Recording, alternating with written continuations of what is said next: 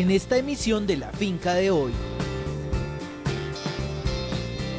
Les presentamos en qué consiste la ganadería ecológica certificada, un sistema al cual usted puede orientar su finca para generar no solo grandes beneficios al medio ambiente, sino a la economía de su actividad pecuaria. Por sencillas que parezcan, las buenas prácticas ganaderas aplicadas en el momento del ordeño son de gran rentabilidad, así lo aseguran los expertos. El uso de tanques de geomembrana en la piscicultura, además de ser una opción rentable, es una alternativa que genera sostenibilidad del cultivo de palma africana, ya que las aguas resultantes son usadas para el riego. Los procesos de innovación son importantes en todo tipo de sistemas de producción. Conoceremos un ejemplo en el municipio de Cartago, Valle del Cauca, donde caficultores están experimentando con la fermentación anaeróbica. Información, experiencias e innovación. Acompáñenos en este recorrido agropecuario por Colombia.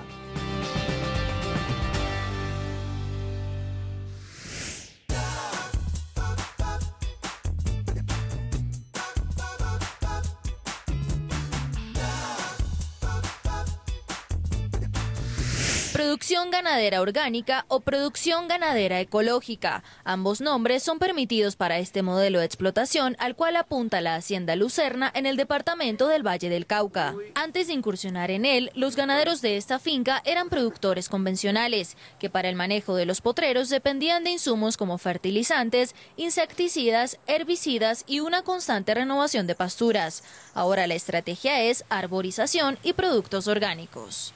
Aquí lo que nosotros logramos encontrar es que mientras más árboles tengamos, mejor producción tenemos. Los árboles nos sirven como sombra para los animales, nos sirven como protección de la poca humedad que nos caiga en el suelo, nos sirve para sacar posteadura para los diferentes cercos, nos sirve también como refugio de algunas especies de aves que nos ayudan al control de parásitos externos de nuestros animales.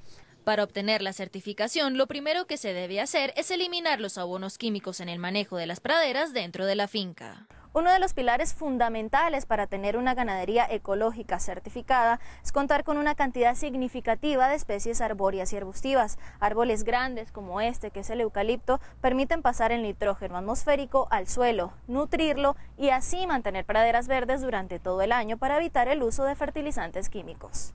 Los reciclajes de nutrientes que ellos nos permiten a través de la descomposición de sus hojas, de sus tallos, el estiércol que dejan nuestras vacas día a día dentro del esquema de producción y, lo más importante, tenemos un suelo vivo, porque al no usar elementos químicos tenemos esa gran ventaja que es el que se encarga de descomponer todo lo que llega allí y no lo vuelve esquema de producción.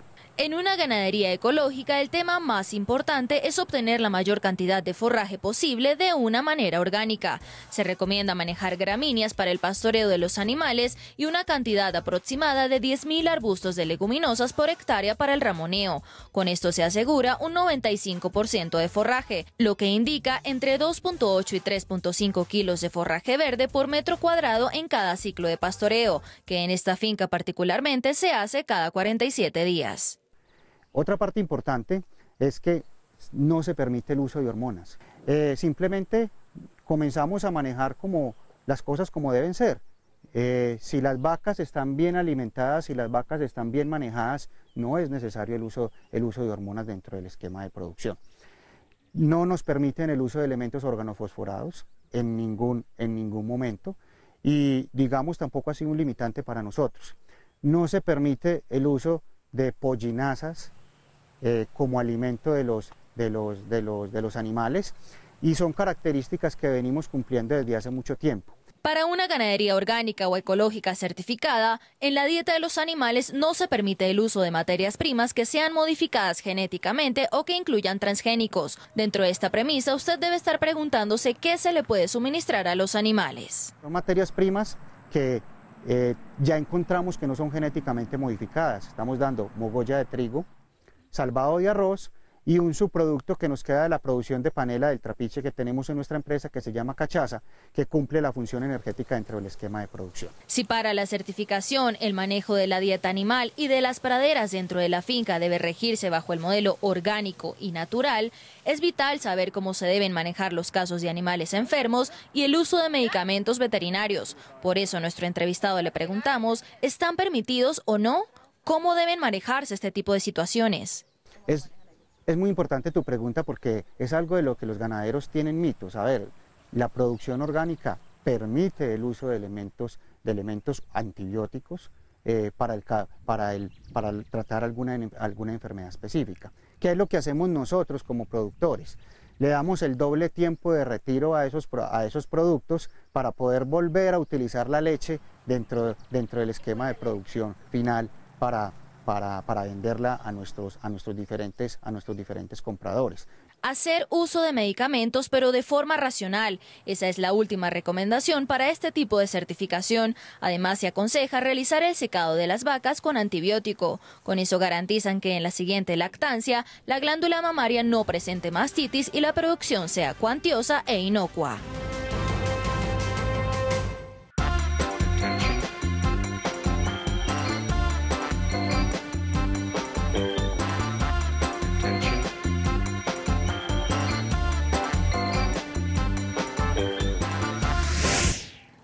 Como de voluntad, así califican los expertos la puesta en marcha de las buenas prácticas ganaderas, especialmente a la hora de realizar el ordeño. La razón es que con estas simples actuaciones, el propietario del hato está facultado automáticamente para cobrar más dinero por cada litro de leche, debido a la calidad de su producto.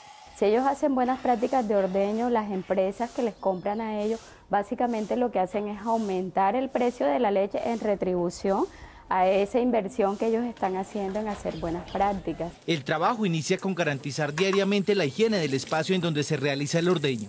Si no tenemos agua, necesariamente hay que limpiar la instalación donde se va a hacer el ordeño.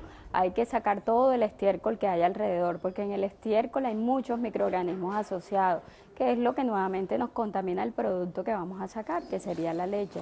Nuestra entrevistada es enfática en señalar que las sencillas acciones tienen múltiples repercusiones, especialmente económicas. Estamos hablando de una inversión alrededor de unos 130, 150 pesos por animal y eso me estoy yendo como al valor máximo que podría ser, porque al final todo va hacia la parte económica y el esfuerzo que se hace o la inversión que se hace en hacer buenas prácticas se ve reflejado en la ganancia de los productores.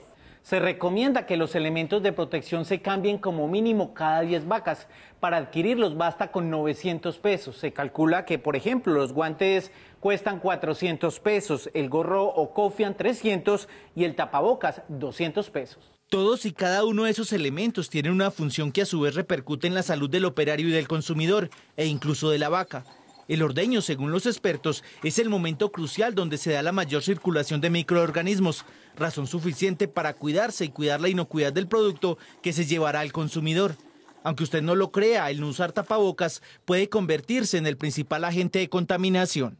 Todos los microorganismos que se dan a través de la respiración de humanos y los que están digamos, en el medio ambiente, entonces todo eso puede ir directamente hacia la leche. Igual sucede con el gorro o cofian. Si los operarios no utilizan el gorro, realmente estamos expuestos a que un cabello llegue directamente hacia la leche y eso automáticamente baja la calidad de la leche y puede ser una leche rechazada en su totalidad o devuelta por la empresa que les compra directamente a los productores.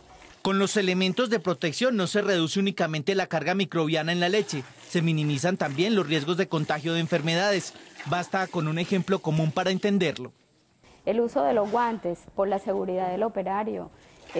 Muchas veces hay vacas que tienen una mastitis que es subclínica, o sea, no presentan síntomas y es posible que se les pueda ir en un ordeño o se cuele un animal de estos y corre riesgo tanto el operario y automáticamente dañamos toda la leche que vamos a sacar al mercado. En relación con la vaca, el lavado de su ubre es fundamental y bastante económico. Todos los microorganismos que están en la ubre son barridos a través del lavado que se hace. Si no se hace el lavado de la ubre, corremos el riesgo de que los microorganismos que están en la ubre vayan directamente hacia la leche. Un galón de yodo estamos hablando de un costo de 70.000 pesos, que realmente es una inversión, y demora, un galón de yodo puede demorar, dependiendo del número de animales que se tengan en la finca, estamos hablando de alrededor de unos 10, 15 días, si estamos hablando aproximadamente de unos 60 animales. Entonces, si uno divide eso entre el número de animales, realmente hacer buenas prácticas no es tan costoso. El siguiente paso es el secado de la ubre, que se puede hacer con papel periódico o cualquier otro material que haya sido sanitizado. Culminado el ordeño, no se debe olvidar el sellado. Es importante hacer el sellado de pezones al final también, para evitar que la ubre se contamine también con todos los microorganismos que se encuentran en el medio ambiente, y que el ternero también, en la boca tenemos muchos microorganismos que también pasen directamente a la ubre. La normatividad ICA contempla que predios certificados en BPG podrán recibir una bonificación extra de 10 pesos por litro de leche. Este año la fórmula, que fue establecida por resolución 017 del 2012, permitió un ajuste del 4% de ese precio a favor del ganadero. La trivia del campo. Conviértete en un experto con la finca de hoy.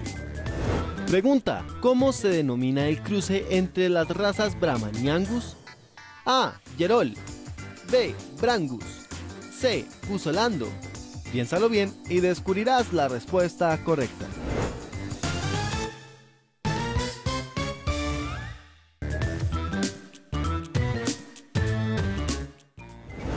Pregunta: ¿cómo se denomina el cruce entre las razas Brahman y Angus? A. Yerol. B. Brangus. C. Pusolando. La respuesta correcta es la B. La raza Brangus es el cruce genético entre Brahman y Angus. La primera aporta rusticidad y la segunda habilidad materna y cárnica. Los ejemplares Brangus poseen gran tolerancia al calor y a los parásitos y pueden adquirir ganancias de peso hasta los 1000 gramos por día.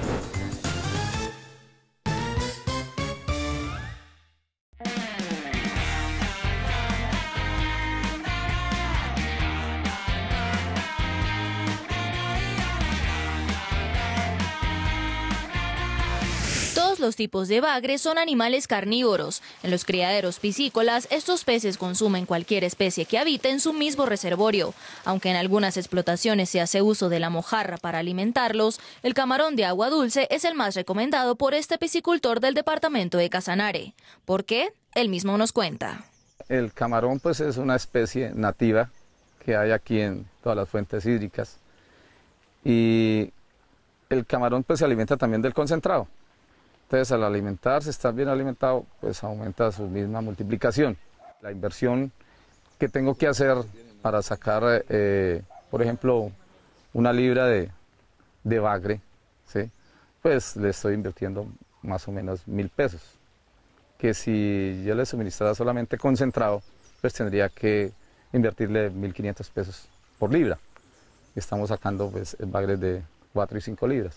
Entonces sí se nota la economía en la compra de los concentrados, suplementando pues con las especies nativas que hay. Analizando el margen de ganancia al momento de la comercialización, con el uso del camarón y disminuyendo el de concentrados, para sacar un bagre de 6 libras están invirtiendo solo 6.000 pesos. Actualmente en el mercado, la libra de este pescado está a 4.500 pesos, lo que indica que, al realizar la multiplicación, por bagre el productor está ganando 21.000 pesos, más del triple del valor inicialmente invertido. Si analizamos a fondo la conversión de alimento que puede tener el pez, la especie que uno tenga, pues es ver la ganancia económica que uno tiene, ¿cierto? Entonces es mejor dejarlos que no sacarlos, porque generalmente lo que hacen es otros piscicultores sacarlos y alimentar a otras especies como las gallinas, pero yo prefiero dejarlos porque me estoy ahorrando plata, ¿sí? Y tiempo, porque la conversión del pez es mayor, porque está comiendo una comida que es natural, nativa de la región.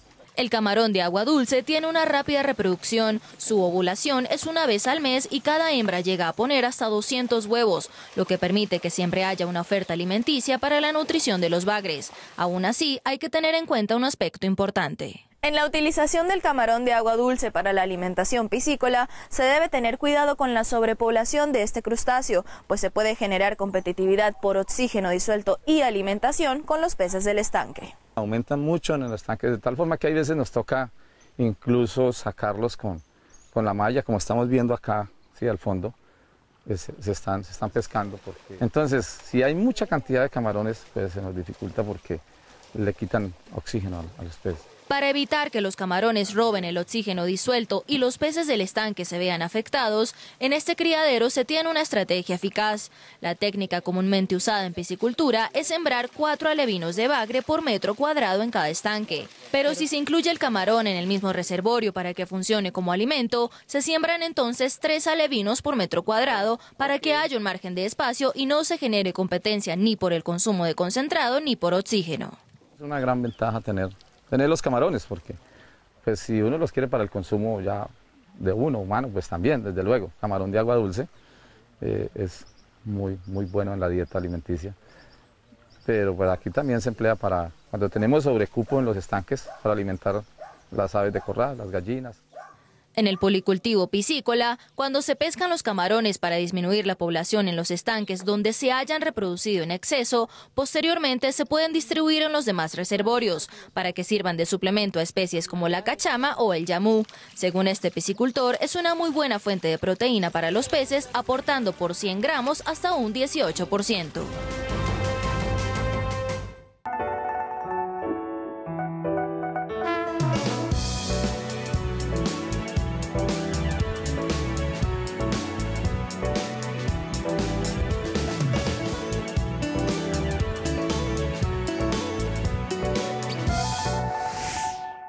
La palma africana es un cultivo que por naturaleza requiere grandes cantidades de agua y buena iluminación para su desarrollo. En la parcela Villa Elizabeth, ubicada en el municipio de Tamalameque, Cesar, conocimos un proyecto de piscicultura en tanques circulares de geomembrana que es usado no solo para intensificar la producción de peces, sino para regar el cultivo de palma. Acá se le está dando un uso al agua que se hace de recambio, se le está dando un uso en riego de la palma. Entonces, por decir algo, cada 3 días se le está haciendo un recambio de agua a los tanques. Esa agua que sale de ese recambio se le está aplicando a la palma. Estos tanques están diseñados con materiales impermeables y han permitido una mayor productividad en comparación con el sistema tradicional de estanques en tierra. Además, cuentan con un sistema de llenado compuesto por bombas de limpieza que permiten retirar los desechos en el recambio de agua. Previo a este proyecto que estamos viendo acá, teníamos piscicultura en estanques en tierra. Pero con la piscicultura en estanques en tierra teníamos el problema con los depredadores terrestres que prácticamente se comen el 50%. Entre los terrestres y los aéreos, los depredadores se comen el 50%. Con este sistema podemos dar mayores rendimientos porque aquí, mientras en un estanque en tierra puedo tener 2.500, en un estanque de 14 puedo tener 10.000 alevinos. Entonces, mucha más producción y también podemos controlar mucho más el proceso productivo porque podemos tener, digamos, un control sobre el manejo del agua, el pH. El riego que manejan en este cultivo es riego por gravedad. El agua fluye por unos microcanales ubicados en la superficie del suelo y en comparación con el riego por goteo o aspersión permite una mayor eficiencia ya que mantiene una buena humedad del suelo. En el recambio de agua se retiran los residuos de alimento y excremento de los animales. Nuestro entrevistado nos explica cómo funciona este proceso. Ahí tú ves unos tubos, esos tubos son los niveles de agua de los tanques. Entonces esa agua se tira a esa caja ahí y de la caja sale al cultivo la palma. Cuando cae allá la palma, pues entra ya un caballón y ya en los caballones, en unas melgas allá se va distribuyendo el agua que va saliendo acá. También aparte de esa depuración que se le hace a los tanques para mantenerles el agua limpia a los peces, también acá se meten 100 alevinos de Boca Chico que también ayudan a consumir parte del sobrante de alimentos. El éxito de un buen riego se resume en suplir la cantidad de agua en litros que consuma cada planta diariamente de acuerdo con las condiciones donde esté sembrado. Este proyecto cuenta con 4 tanques y cada uno contiene 183.000 litros de agua que facilitan el riego de aproximadamente 732 plántulas. No, indudable que La Palma con un riego y unas buenas prácticas, aquí en Tamalameque ha habido lotes muy productivos, ha habido lotes que han alcanzado hasta 40 toneladas, pero con riego no pasan de 20 a 25. Entonces ahí se ve que el factor agua es fundamental en la producción de la palma. Hasta ahora nosotros acá nos parece que la experiencia es excelente, porque a pesar de que estamos a mes y medio de sacar la primera producción, pues nos parece que sí es una experiencia digna de hacer. El cultivo de palma africana requiere suelos profundos con buen drenaje, de textura ligeramente arcillosa y con buen contenido en materia orgánica. El riego por gravedad, gracias al agua de los tanques de geomembrana empleados para la piscicultura, es sostenible y recomendable, ya que tiene simplicidad en su estructura, es de fácil mantenimiento, puede regarse en horas con fuerte viento y no crea ambientes para la propagación de enfermedades fungosas.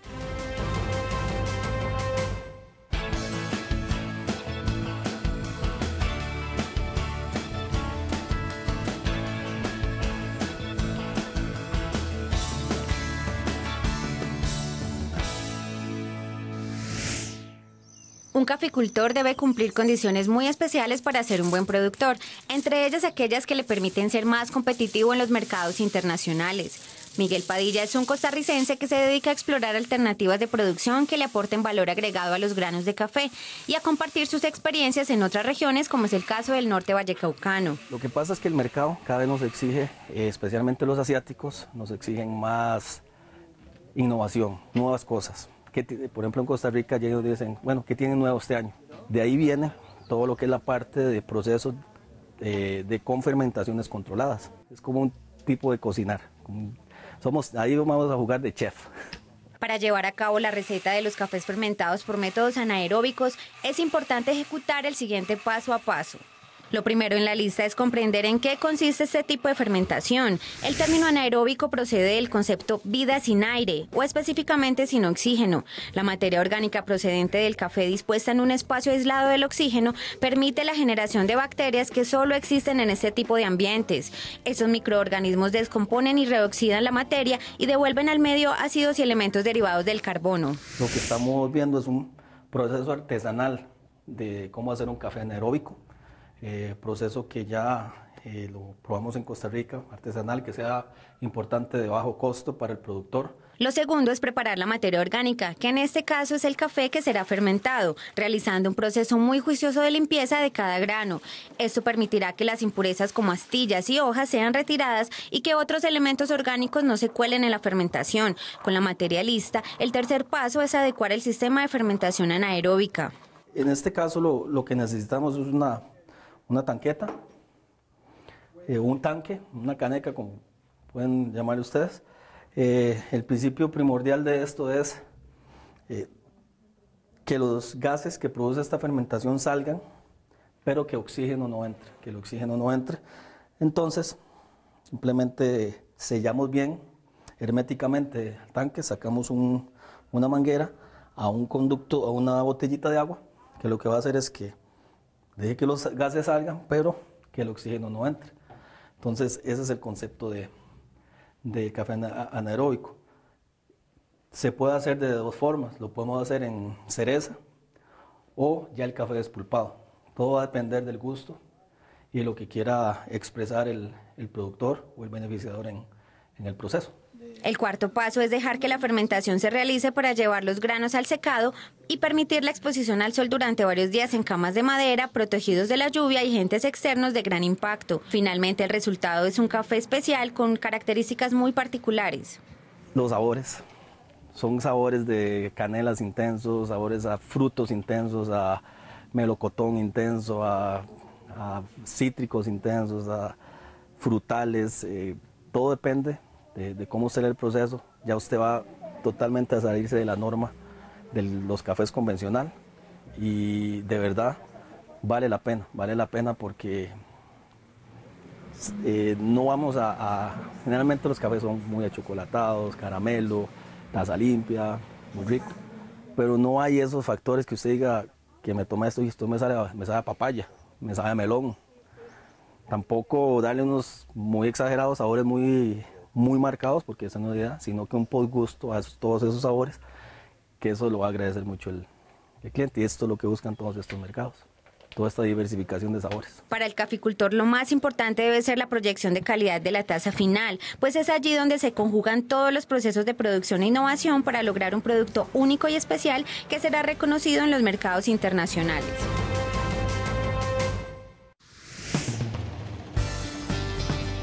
Al regreso, ¿cómo es el proceso de transformación del capullo a la seda? Y veremos cómo las gallinas aportan a la oxigenación de los suelos.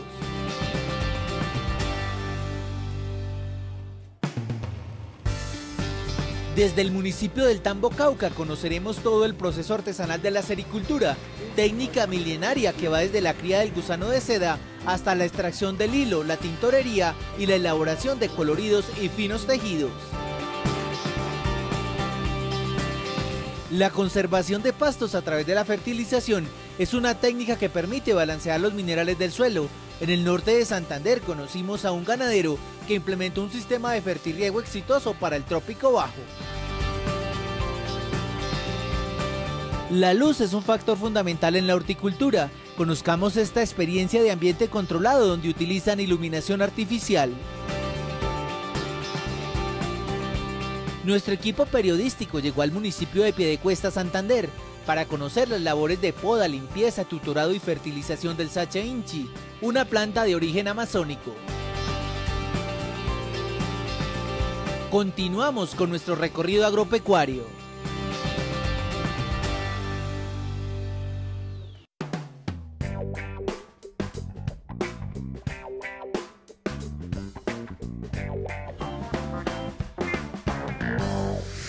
Como de habilidad, pericia y amor por la tierra y sus ancestros, califican los integrantes de la Asociación Agroarte su trabajo en la sericultura, el cual desarrollan desde hace 28 años. No en vano califican el producto de su gremio como muy superior dentro del área textil. La fibra reina entre los textiles naturales es la seda, porque es una fibra natural, es térmica, es antialérgica, es absorbente, es brillante, ¿sí? Tiene caída y suavidad. Todo inicia con la incubación y la cría de los gusanos de seda, cuya cantidad está relacionada con el tamaño que vaya a tener la prenda que se va a fabricar. Una bufanda, por ejemplo, necesita como mínimo de la producción de hilo de 2000 gusanos. Estos son alimentados exclusivamente con morera durante 18 días seguidos. Todo el proceso, desde la eclosión del insecto hasta la construcción del tejido, puede extenderse desde los 30 a los 60 días. El gusano, en cada etapa de metamorfosis, ellos comen, duermen y botan la piel para dar su continuo paso a ir creciendo su cuerpo. Estos gusanos tienen 5 etapas de metamorfosis desde el momento en que eclosionan, a partir del huevo, y ellos van a consumir alrededor de 500 kilogramos de hoja neta. Ahí en ese sitio de cría tenemos 40.000 gusanos de seda. La cantidad y calidad del hilo están directamente relacionadas con la alimentación que se brinda al gusano y la estabilidad en la temperatura del espacio donde se cultive, la cual debe ser entre los 24 y 25 grados centígrados. El frío, la humedad y la falta de limpieza del piso, los camarotes y las rodalinas generan afectación por hongos, bacterias y virus en los insectos. Ya el gusano se sube a las rodalinas y ellos elaboran el capullo, ¿sí? Ellos van a tejer aproximadamente 1300 metros de hilo, donde ellos empiezan a tejer desde la parte de afuera hasta quedar adentro, dando el siguiente paso, que es a convertirse en oruga. En ese tiempo el productor tiene que tener muy bien definido en qué momento empezó a encapullar, porque son entre 15 y 18 días aproximadamente, de acuerdo a la temperatura, donde él va a dar el siguiente paso a transformarse a mariposa. Si el sericultor deja que la oruga se convierta en mariposa, pierde literalmente el hilo. El método de extracción de este como materia prima es mediante el hervor del capullo durante un tiempo aproximado de 10 minutos. Se hierve el agua, ¿sí? A una temperatura de unos 90 grados centígrados. Se tiene que cocinar el capullo, ¿sí? El gusano, aparte de dar fibroína, que es la fibra como tal, él da sericina, que es un pegante natural que adhiere muy bien en el momento en que teje el capullo de seda. Al siguiente paso se le conoce como devanado y consiste en ir desarmando manualmente el capullo, hilo por hilo, para posteriormente irlo juntando con otros hilos y darle el grosor o calibre deseados. Es decir, armar en estas máquinas artesanales una única hebra a partir de varios microhilos. Sacar ese hilo y darle un proceso de torsión, retorcer la fibra para que quede redondeado. Ahí se pasa al siguiente paso, que es el desgome o cocción del filamento, donde eso le va a permitir que al cocinarlo, ¿sí?, con una sustancia bote totalmente la sericina, ¿sí? Entonces ahí prácticamente queda el hilo totalmente listo. Ahí es donde la seda se denomina la seda cruda. El color que tendrá la prenda se plantea desde la construcción del hilo y se obtiene de pigmentos de plantas como hojas de mango, heliconias, nísperos y la misma hoja de la morera. Tenemos que pesar la cantidad de seda por la cantidad de hoja, se hierve durante 2 horas y eso ya ha soltado totalmente el tinte, el pigmento de la planta, y ya después es donde realmente lo colamos y hacemos que la fibra ya va a absorber totalmente el tinte hacia la seda. El hilo debe dejarse secar. Las prendas y tejidos se elaboran en estos telares artesanales de 4 marcos. Donde el artesano hilo por hilo va haciendo el proceso de enhebrado en unas agujas, va haciendo un paso por los peines, va amarrando y finalmente va haciendo el proceso de tejeduría con sus pies. Sus pies, generalmente de acuerdo al diseño que se haya dado en las agujas, va haciendo el tejido. Con los pies hace diseño y con las manos trama. Otra manera de construir las prendas que son altamente demandadas, sobre todo en el exterior, es mediante la utilización de estas 2 agujas, técnica manual conocida como crochet.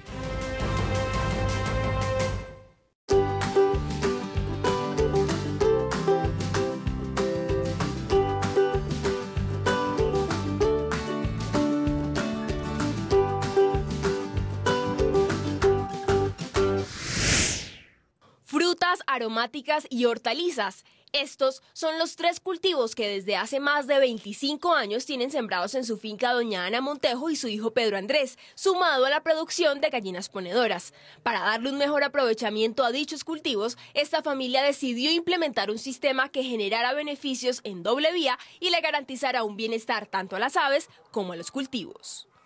La fertilización de la tierra funciona el trabajo natural que hacen las gallinas de escarbar la tierra.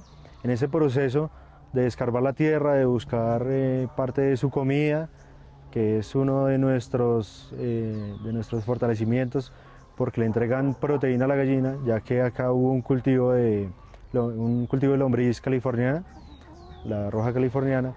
Entonces, en busca de ese tipo de insectos que ya tienen en la tierra, entonces van oxigenando la tierra, y por la cantidad de gallinas ellas van dándole como el bote a la tierra que tiene que tener naturalmente para que genere ese proceso de oxigenación.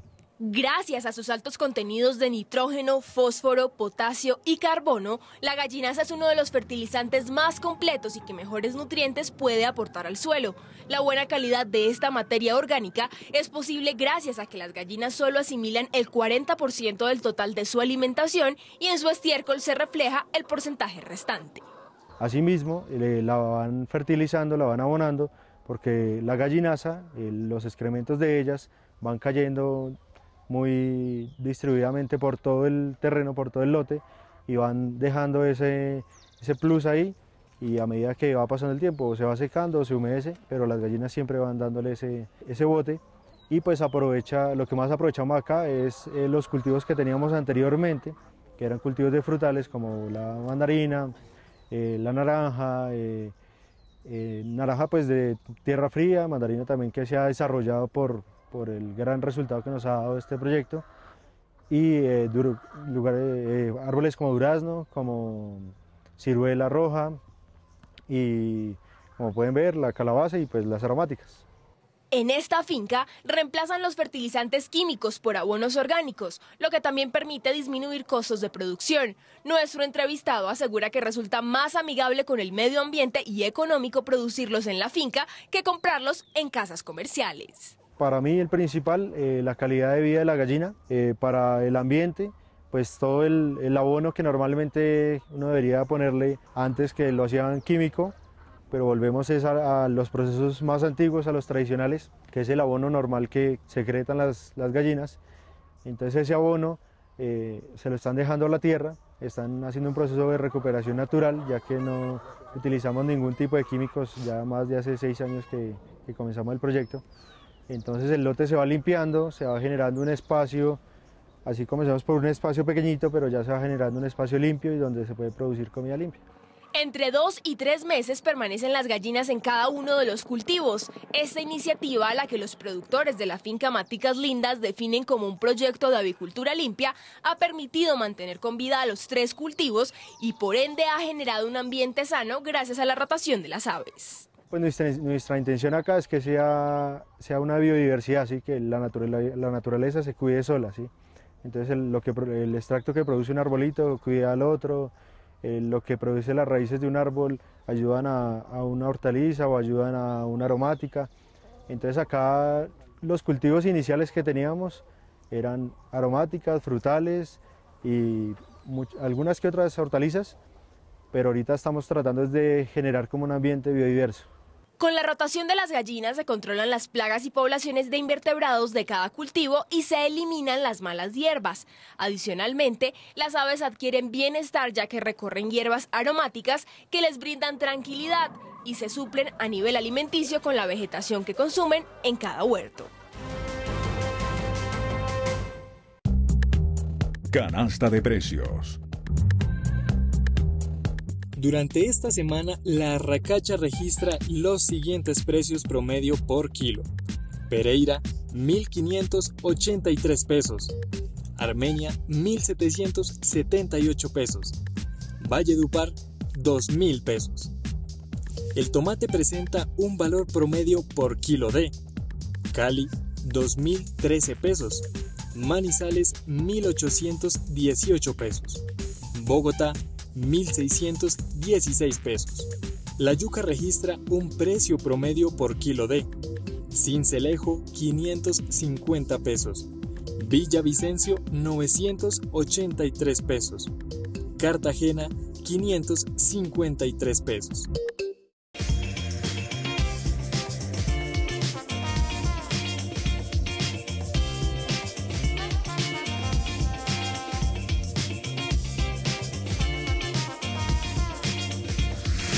Llegamos hasta la ganadería No Te Canses, ubicada en la vereda Bijagual Bajo del municipio La Esperanza, norte de Santander, en donde conocimos a don Alberto Campos, un pequeño productor que ve la fertilización como la mejor alternativa para mantener forrajes de calidad que suplan las necesidades alimenticias de sus animales. Por ello, implementó un sistema de fertirriego compuesto por un tanque en el que incorpora una preparación de 2.000 litros aplicable por hectárea que incluye minerales esenciales, melaza y sulfato de magnesio. Tenemos un tanque de mezcla de 500 litros, tenemos una bomba positiva que nos lleva el producto a un tanque de almacenamiento de 2.000 litros y de allí tenemos una bomba de presión constante con un hidroflow que garantiza 75 libras de presión en el sistema hidráulico de conducción. Igualmente tenemos unos hidrantes automáticos donde llegamos con una bayoneta y una manguera de 100 metros para poder estar irrigando un área más o menos de 1.000 metros cuadrados. Implementar un sistema de fertirriego rentable y productivo es posible. Nuestro entrevistado realiza su preparación con una mezcla que contiene 3 litros de minerales por hectárea, 10 kilos de melaza y 3 kilos de sulfato de magnesio. Recuerde que para establecer la nutrición de las praderas debe tener en cuenta los requerimientos de su suelo. Está todo lo que es un fósforo, magnesio, potasio y la gama de elementos menores y lógicamente lo que es los carbones, que son la principal fuente de vida. La melaza nos sirve para activar la mesofauna y la microflora que hay en el suelo y eso nos permite mejorar la oferta forrajera. Lo que más vale inicialmente es el sistema de presión constante y los tanques, pero en la medida que tengamos más hectáreas nos va a bajar el costo. Aproximadamente, si habláramos de unas 10, 12 hectáreas para riego, estaría alrededor de los 800.000 pesos por hectárea. Posterior a la preparación se debe administrar una cantidad de agua suficiente que permita humedecer totalmente el área y un método que facilite hacer una aspersión uniforme. En la finca No Te Canses cuentan con un sistema de presión que humedece, fertiliza y nutre todas las praderas del sistema rotacional. Se ha podido incorporar una nutrición adecuada, incorporándole una parte de energía con un producto natural, melaza, y hemos observado que la biomasa o el aforo que se ha tenido en la pradera ha subido ostensiblemente al punto que casi que se ha triplicado la cantidad de forraje que teníamos inicialmente.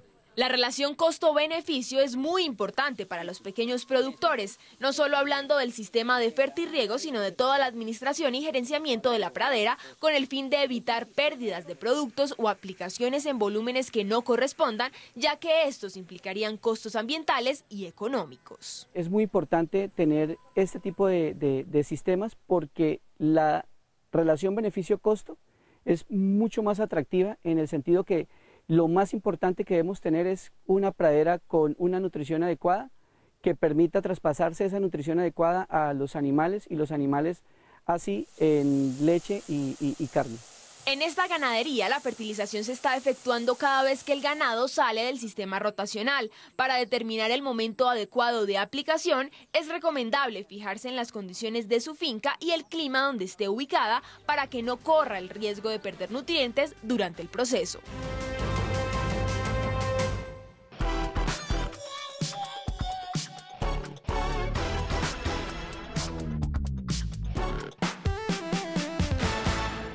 Flores, tomates, lechugas, fresas y otra gran variedad de cultivos hortícolas suelen ser mucho más productivos gracias a la implementación de sofisticados sistemas de luz artificial, los cuales se fundamentan en el principio de la fotosíntesis, en la que teóricamente mediante los fitocromos, es decir, células fotorreceptoras proteicas muy sensibles, las plantas reaccionan convirtiendo la materia orgánica a inorgánica, debido a la energía que aporta la luz cuando se transforma en energía química. Un cúmulo de oportunidades para la agricultura moderna. En el segundo año de crecimiento de producción ya han recuperado la inversión en este tipo de soluciones. Muchos intangibles alrededor de esto, como que el producto es más replicable, la calidad es superior, con lo cual tienen acceso a nichos de mercado, mercados gourmet que antes no accedían. Ahorra recursos de agua, ahorra recursos de pesticida, tienes un producto que tiene menos merma. Y sobre todo es un producto mucho más replicable y sabes que tu producción va a ser correcta y no dependes tanto del clima o de factores externos. Según los expertos, con el sistema se logra que el 99% de la producción alcance condiciones de comercialización y se garantice uniformidad en niveles de calidad, sabor y nutrientes de cada fruto. Las formas más comunes de implementar la iluminación artificial son mediante invernaderos y prototipos de agricultura vertical. En un invernadero pues tenemos refuerzo con luz artificial y también tenemos un entorno semicontrolado de aporte de CO2 o de agua, de humedad, etcétera, que puede ser un poco variante en función de la temperatura o el clima que haya externo. Es pues simular ese aporte de luz natural que podríamos en ciertos momentos o reforzar o potenciar. En el momento de los injertos también la luz artificial puede ayudar. En general, en el momento en que la primera hoja ya sobresale o sobrepasa la tierra, pues ya empieza a beneficiarse de tanto luz natural como artificial. La luz debe ser totalmente controlada y dirigida a cada planta. Su estímulo puede desencadenar diversas respuestas como la aceleración o retraso de la germinación, el crecimiento, la floración e incluso la fructificación. Por naturaleza, las plantas escapan de la sombra para desarrollar los cotiledones durante el día y los epicótilos durante la noche en medio de su metabolismo, aspecto que se conoce como fotoperiodo. Lo que hacemos al darle con una radiación únicamente en ciertos puntos del espectro es darle a la planta lo que necesita, evitando consumos energéticos mayores, evitando generar calor o desperdicio en la luz que estamos aportando. Las plantas solo consumen ciertas partes del espectro para su crecimiento, ¿no? Es, como usted bien decía, pues el rojo, el azul o el rojo profundo. Muchas veces pues tenemos que combinar las soluciones de rojo o de azul con luz blanca simplemente para que el productor o el ojo humano pueda ver las hojas, la textura de la planta, pero no tanto porque lo necesite la planta. Al igual que en los colores que las plantas no reconocen, el calor tampoco debe excederse. Las plantas necesitan periodos de frío denominados vernalización. Acá la luz también se mide como se hace en cualquier ambiente con un luxómetro u otras herramientas. Lo que puede ocurrir con la iluminación artificial no adecuada es que estemos gastando más energía y que además le puede deteriorar incluso las hojas, producir quemaduras. Lo que hacemos es hablar de micromoles por segundo y por metro cuadrado, y es muy importante también esa uniformidad lumínica. Las recetas luminosas o lumínicas, como se denomina también al plan de iluminación artificial, deben ser elaboradas por un experto, preferiblemente un ingeniero agrónomo, quien está en capacidad de determinar los niveles y cualidades de luz necesarios por planta y metro cuadrado en el entorno cerrado de su cultivo.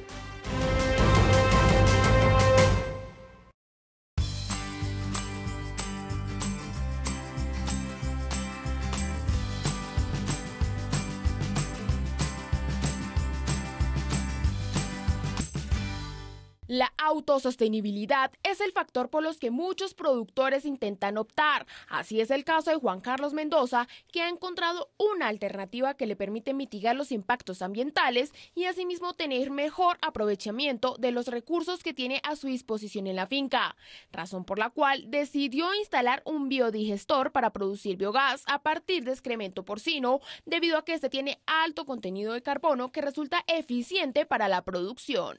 Un biodigestor básicamente es un sistema de tratamiento que trata la porcinasa. La porcinasa es una mezcla de los residuos que generan los cerdos en mezcla con agua. Los biodigestores están compuestos de una membrana o un plástico, el cual envuelve y se meten o se ingresan los residuos líquidos o purines.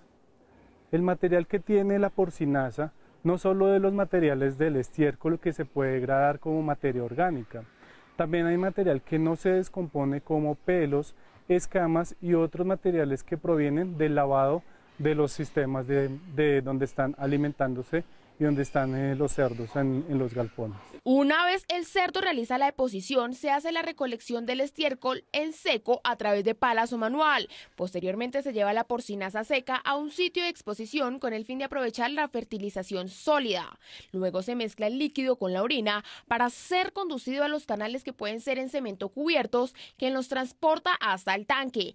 Este proceso es de digestión anaeróbica, que hace referencia a la degradación de sustancias orgánicas en temperaturas que oscilan entre los 25 a 35 grados centígrados para generar la composición apropiada. Pues ya que estamos hablando de un proceso de digestión anaerobia, no hay presencia de oxígeno, es decir, el estiércol mezclado con agua va a unos tanques donde reposa el estiércol y posteriormente ingresan al biodigestor. El biodigestor es un sistema hermético, donde en la parte inferior tenemos la capa líquida y en la parte superior la gaseosa. Y el contenido de microorganismos que contiene la porcinasa procede a hacer un proceso de degradación. La degradación de la materia orgánica que proviene de este estiércol, y esta degradación de materia orgánica produce el biogás. Biogás que es posteriormente aprovechado en la quema para generación de calor térmico, o si por un sistema de generación poder producir electricidad dependiendo del uso que se le dé. Uno de los beneficios que logran obtener con este proceso es que permite reducir los olores en un 90%, debido a que son eliminadas con el biogás en la combustión. Además de disminuir la contaminación ambiental al convertir en residuos útiles el excremento porcino, también aumenta la protección del suelo y evita la contaminación de este y del agua. El biogás en la granja, como finalmente es una mezcla de CO2 y metano, el metano, un gas de efecto invernadero que al proceder a quemarse puede generar CO2, es decir, ese proceso de combustión puede ayudar al proceso de calentamiento de los cerdos, porque estamos hablando de un gas combustible. Además, uno de los principales beneficios del biodigestor para producir biogás es que suple las necesidades enérgicas rurales, incrementando la producción de energía renovable como lo son luz, electricidad y calor. Cuando estamos aprovechando el combustible me va a generar un aprovechamiento térmico. Este aprovechamiento térmico yo lo llevo, por ejemplo, para el calentamiento de los lechones. Cuando yo aprovecho esta energía para calentamiento de los lechones, evito el uso de energía eléctrica que está en el sistema interconectado nacional, reduciendo así mi factura eléctrica. El biogás genera aire caliente en el proceso de combustión que permite calentar los sistemas, no solamente para climatizar los cerdos para contribuir con el crecimiento y formación, sino para líneas de alimentación, bombas, lechoneras y de uso doméstico. Una de las recomendaciones es no permitir la entrada de agua, lluvia u otros líquidos que afecten el proceso. En agosto, Unión Agro celebra su aniversario con extraordinarias ofertas y descuentos en sus 13 puntos de venta y un centro de distribución. Sus 9 líneas de negocios en alianza con los mejores proveedores. Amigo ganadero, cuando el enemigo ataca, fulminado a mitraz al 20.8%, control eficaz de la garrapata. Un producto con tecnología Chalver. Adquiéralo en Unión Agro en aniversario.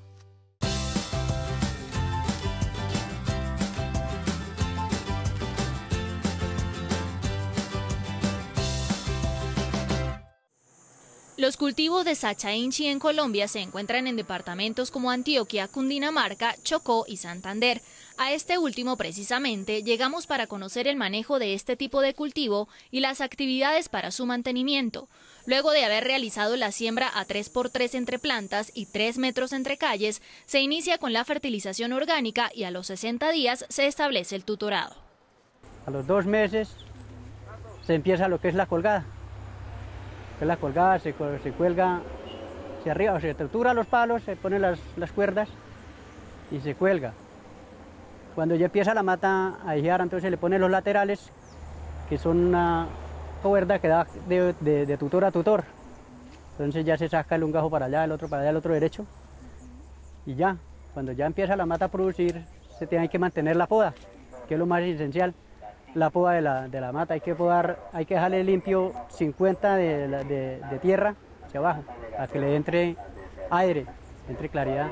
Se realizan podas de formación que se inician dependiendo del desarrollo de los 3 meses con el fin de desarrollar un tallo óptimo, debido a que es una planta que es trepadora por su contextura, entonces se enreda, por decir así, en sí misma y forma un mal tallo. La altura estándar del tutorado es de 1,80 m, aunque puede depender del agricultor que maneje el cultivo y las medidas que desee implementar para facilitar las labores culturales. Se inicia con una cuerda en espaldera a los 90 centímetros aproximadamente y la otra por encima de 1,50 m. Eso es un desarrollo de tallo óptimo, el cual nos proyecta todas las ramas hacia el sistema que se tiene para colgarlo, para que la producción se sostenga. En caso contrario, en muchas ocasiones se enrolla y pues la formación no es óptima, tiende a tener bloqueos en la síntesis de nutrientes. El cultivo de Sacha Inchi llega a la cosecha a los 8 meses luego de la siembra, solo después de que haya pasado la etapa de recolección de frutos y la inflorescencia haya terminado, se puede iniciar con las podas de producción periódicas. Las ramas que se hayan mal formados por exceso de carga se deben remover. ¿Eso con qué fin? Con el fin de que tengamos una arquitectura del árbol óptima para producción. Además que pues mediante la poda estimulamos el árbol de manera natural a que nos genere nueva flor. Con la función de que la mata uno, pues sí, detenerla, porque si uno no detiene la mata, pues la mata sigue y entonces él ya demora mucho en el fruto. Entonces uno la corta, la detiene, entonces ya empieza, por lo menos yo corto acá el bejuco, empieza a florecer de ahí hacia atrás, empieza a dar el producto. Luego de la primera cosecha, las plantas de Sacha Inchi están produciendo frutos cada 2 meses, por lo que las podas deben realizarse cada vez que se termine una cosecha. La poda es muy esencial para darle muy fuerza a la mata, para que le entre más claridad, más sol, más luz. Se riega en el tiempo de caso de que haya mucho verano, pero esta mata no requiere mucho, lo que se diga así, agua. Es más fuerte para el verano que cualquier otro cultivo. Al mismo tiempo que se realizan las podas, se guadañan las calles del cultivo para eliminar malezas que puedan competir por luz, agua y nutrientes e interfieran en el crecimiento de las plantas. Importante también para, incrementar la fase de crecimiento del cultivo, aportar algunos estimulantes orgánicos que pueden ser bacterias nitrificantes, extractos de algas, algunos estimulantes o inductores de producción interna de hormonas de la planta, pues para que tenga un desarrollo óptimo. Como todo cultivo, para incrementar las cosechas, el Sacha Inchi requiere de diferentes nutrientes en la fertilización. Aunque la frecuencia y cantidad del abono dependerá de la fertilidad del suelo, sí es importante realizar aplicaciones foliares de nitrógeno y usar fertilizantes con fósforo, potasio y nitrógeno cuando inicie la floración y la formación de los frutos.